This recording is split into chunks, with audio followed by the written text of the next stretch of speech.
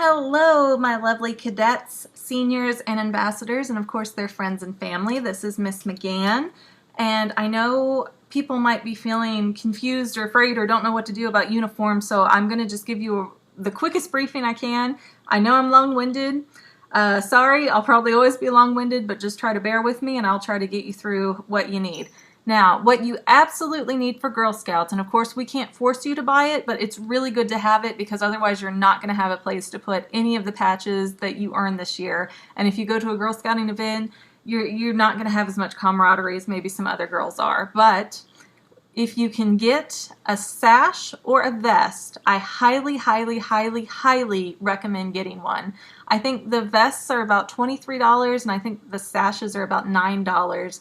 However, I do recommend getting the vest over the sashes because the vest you usually only need one of, whereas the sash you're going to have to buy a new one for every level. So once you go through the 8th grade, you're going to need a new sash for the 9th and 10th grade and then a new one for the 11th and 12th grade. Because the way it works is you put your badges that you've earned through the troop year on the bottom, and there's just not enough room on the sash to do any more than 1 year at a time.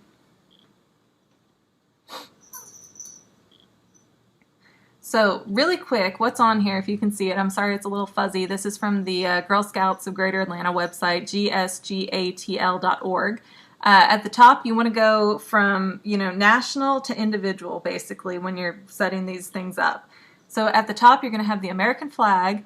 Next, you're going to have this oval with a crack through it. That is the Girl Scout Council identification set. It'll say at the top, Girl Scouts of America, and at the bottom, it'll say Greater Atlanta, or if you're in a different place, then it'll say whatever matches that. Okay, next is the troop crest. That's a symbol. There's probably 10 or 15 different ones that we can choose from as a troop to be our official troop quest, and that's our official troop crest, and that's our symbol, our little extra thing to bring us together.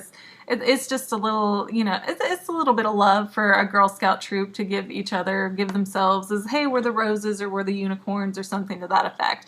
At this point in May of 2013, we have not decided our troop crest. We will let you know whenever and however that happens. It will probably not be something the parents have to get individually, but I'll keep you tuned in for whatever happens with that.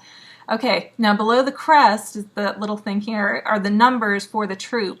Again, it's May 2013 right now. We don't have our numbers just yet. We're still trying to get the girls going and interested parties together to get it formed, but we will let you know what that is when we have it. It will probably be a 5 or 6 digit number though, because Atlanta is a busy area for Girl Scouts. Below that is these little colored circles with gold stars in them. These are membership stars and discs, and you transfer those forward with your uniform when you move up. So this one has a lot. This has 6, 7, 8, 9, 10, 11 of them. So she's basically been a Girl Scout her whole life since she could join. Most people will not have ones that look like that. If you do, that's awesome. If you don't feel bad, because everybody has to start somewhere, and it's cool if you only have one or if you don't have any. Parents do not buy these. You will get these from the troop, usually during bridging at the end of the year when you get the rest of your patches that you've earned for that year.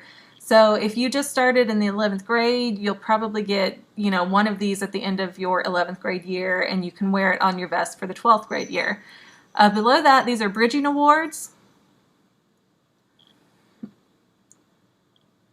Below that, these are bridging awards, and bridging is just at the end of the year if you're in a grade that's going up to a different level. So if you're in the 5th grade and you're a junior Girl Scout, then in the 6th grade you'll become a cadet Girl Scout. So at the end of your 5th grade year, you'll do a bridging and cross over into cadets.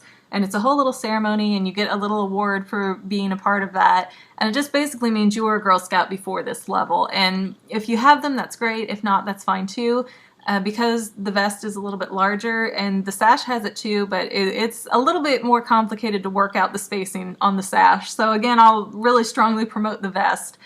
But it will go cadet at the bottom, brownie at the bottom, which are the brownie wings, and then it'll bridge to cadet award patch, bridge to Girl Scout Senior Award patch, and bridge to Ambassador Award patch. There's also a bridging to Adult Girl Scout patch, but I don't believe that will ever go on this kind of a uniform. All right, below that, these are little pins for different awards. I'm not going to get too much into them, but stop!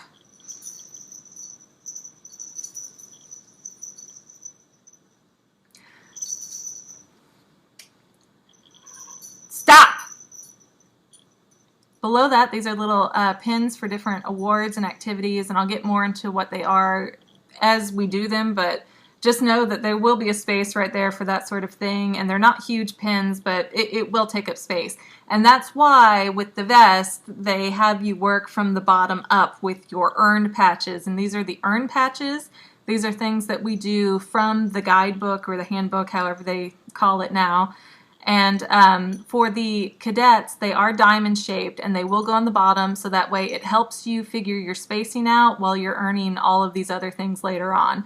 The seniors, which are 9th and 10th graders, they earn square patches, and then the ambassadors, I'm not sure what shape you call that. It's kind of a square with chunks taken out of the sides. The points are inverted. I'm going to call that a frame patch.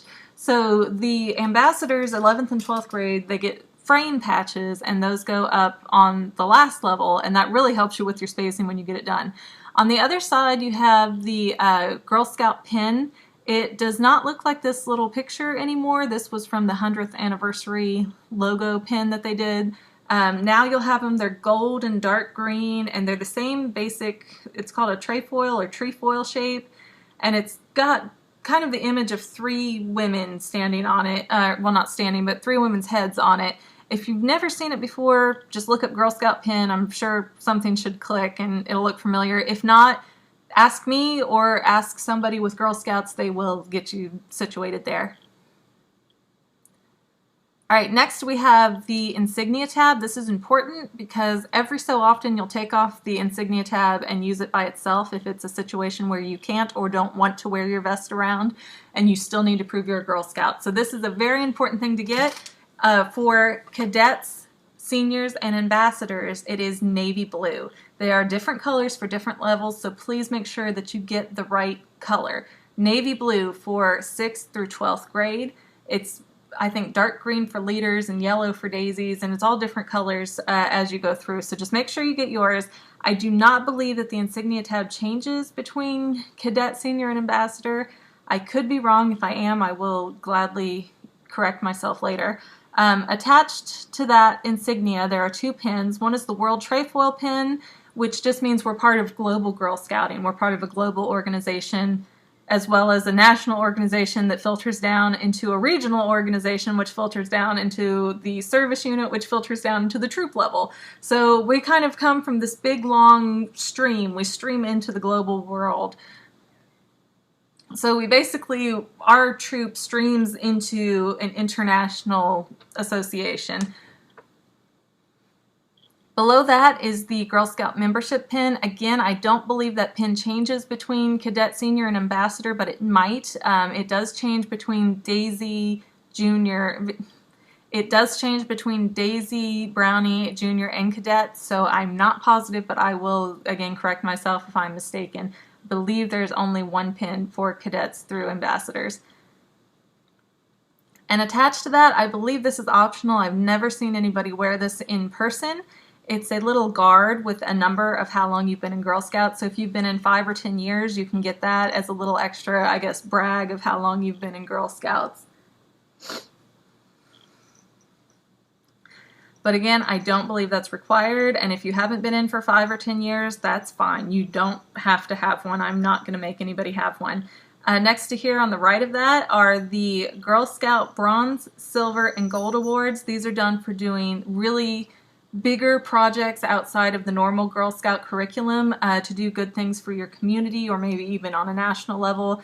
And it's things that the girls think up and they work on and they do on their own. So it's really something additional, so not everyone will have them. These are big deal awards for the Girl Scouts, and we're really proud of the girls who are able to make them. I believe bronze starts at the junior level, so if you're a cadet, you can do silver, and then if you're a senior or ambassador, you can work on gold, I believe is correct.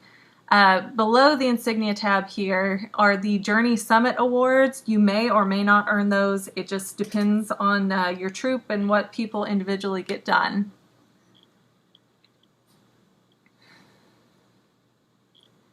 Now the journeys, as they're placed on here, they're done in a way to where here are the cadet journeys. These are the these are the senior journeys and pins, and these are the ambassador journey awards and pins.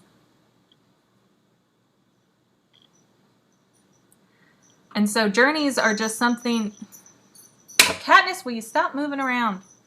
And journeys are just something additional that the girls get to do after they complete basically the badge curriculum. Then many troops will go on and start working on journeys, which get the girls to kind of lead and think creatively and be more independent and get kind of a philanthropical mindset and just start working towards doing bigger and better things. So there's usually 3 different journeys for every different level. So every 2 years or 3 years if you're a cadet, you have the option to complete 3 journeys. If you complete them all, which is a task as you get older, you earn the Journey Summit Awards, which just means, hey, if you were a cadet and you completed all 3 journeys, you get a Summit Award for doing that as a little extra recognition.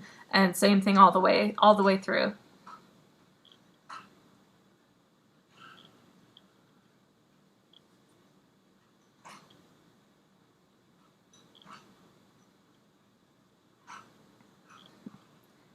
And that's basically it. The sash is pretty much the same format, but they try to squish it together a little bit more because it's only got the one side instead of 2 sides. And you also, like I said before, you can only put that year's badges and journeys on it. And then the next year you're going to have to get a new sash and redo the whole thing so that you can get that year's journeys and badges earned on it. And so those are a little bit more frustrating to me. It's up to you on what you like better, but I prefer the vests. They're also larger on the back side so that when you go out and get fun patches, you have a lot more space to accommodate them. Fun patches, they're non-official and non-award Girl Scout badges. So this is what an official, fully, decked out uniform looks like at the end of someone's Girl Scout career. And on the back, she would have all kinds of badges, more than likely, of all the different places she went and all the activities that they did that offered badges. And for an example, if you type in Girl Scout Day Atlanta, you'll usually find stuff that'll come out like Girl Scout Day at the zoo, Girl Scout Day at Medieval Times, Girl Scout Day at the Atlanta Braves, or at a college or at something like that. And most of the things, if you go to it, you will get a patch unless they run out. So all those little patches, that's what we're allowed to do with them, is put them on the back of the uniform. They're not allowed to go on the front. The front is for official insignia and awards. But on the back, you can have as much fun, a whole scrapbook back there. And it's really cool, and they're all really different that way. So that is another reason why I recommend the vest highly. I hope this has been helpful and not confusing. Again, sorry I'm really long-winded. I'm just trying to get everybody on the same page. So I hope that you're still with me. We're going to have a fantastic year. I hope everybody can get their uniforms. All the parents or families or scouts that are buying the uniforms, all they need to worry about is getting the actual uniform, the vest or the sash. It's up to you, but again, recommend the vest highly. You need the flag. You need the council ID set that'll say Girl Scouts and Greater Atlanta. You need the numbers, and you're going to need the insignia and the pin up here. So the Girl Scout pin, the navy blue insignia tab, and the trefoil and membership pin on there. That's all you need to start in Girl Scouts. Everything else will be covered by your dues and fundraising stuff and purchased by the troop to give to you during different events and ceremonies over the year. So again, I hope that's helpful. I'll see you all soon, and keep working hard for me, girls. I'm excited to get this all started.